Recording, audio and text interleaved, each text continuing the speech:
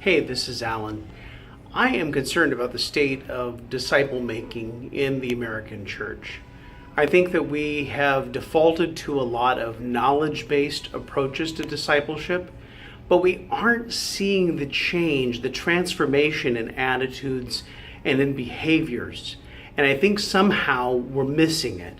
Now, some people have gotten the wrong impression that I've given up on small groups, and don't worry, I haven't jumped ship on that. But the reality is that we can make disciples in small groups, but small groups unto themselves do not necessarily make disciples. Jesus told us in the Great Commission, at the very end, he says, and teaching them to obey all that I've commanded you.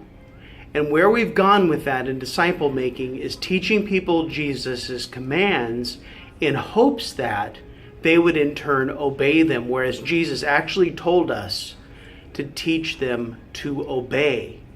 We find this evidenced in the fact that the divorce rate in the church, the use of pornography, the addictions, all of these issues that we see in the church come from a lack of disciple making. Now, some people are new and they need to learn, they need to grow, they need to be made into disciples. I absolutely agree.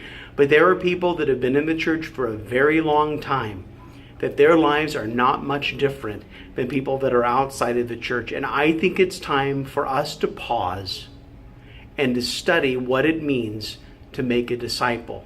Tomorrow, I'm starting a new version of a course called Disciple Making R&D. And this is to give you the space where you can sit back, look at what you're doing to make disciples, assess how well it's working, and then reconsider some of the ways that we make disciples. I'd love for you to join me.